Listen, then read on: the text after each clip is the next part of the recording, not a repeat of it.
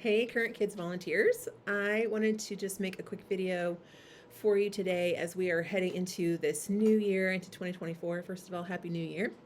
But I also wanted to just talk about some of our emergency procedures so we are all on the same page moving into a new year to make sure everybody is super safe when we have kids in our programs.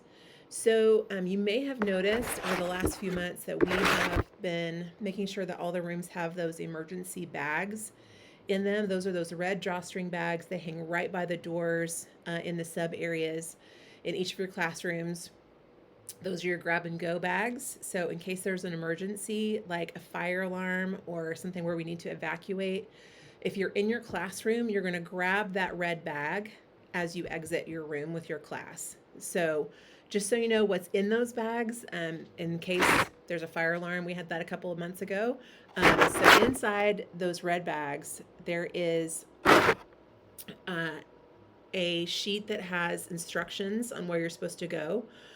So our safe space for a fire alarm, if you exit with your kids, you're going to go out the building and you're going to head to the grassy area outside the source where the fire pit is. So you're going to gather your group together there in the grass.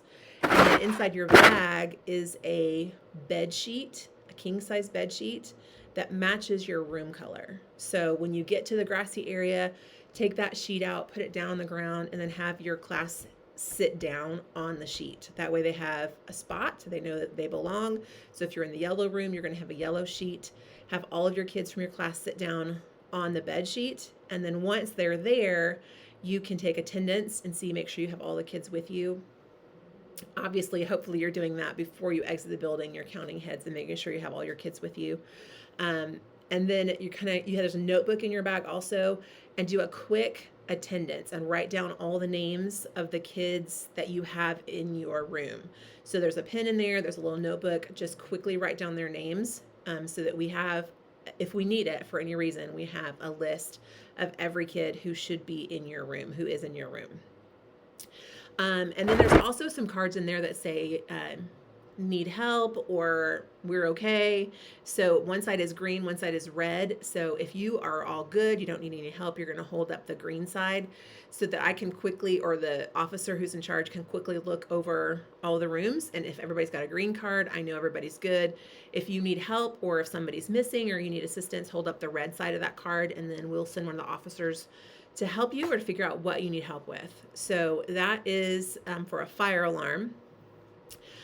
Also, if we have a weather situation, so we're heading into the spring, so in case there's a tornado warning or anything like that, if there is any kind of weather situation, our safe room is in the main auditorium.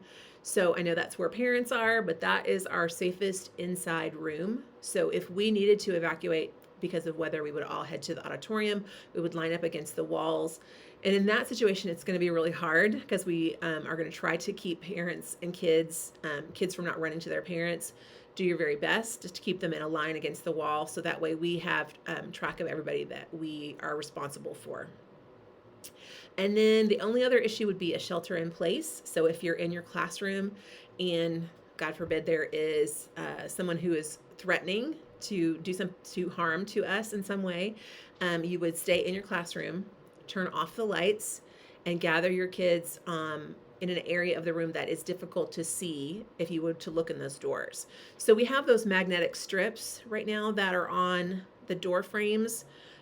Those should be, in a perfect world, those would be in place all the time and your doors would remain locked all the time. I know those are not great. We're working on a new solution for a door barricade of some sort. So just in the meantime, the best thing to do is turn off the lights, shut your door, barricade your door with tables and chairs if you have time, and then get your classroom in an area where you can't be seen from the window of your door. So those are the emergency procedures. If you ever have questions about any of this, please ask. I have some handbooks that you can look over, and I'd be happy to answer any questions that you might have. You guys are awesome. Thank you for all that you do. Thank you for helping keep our kids safe. See ya.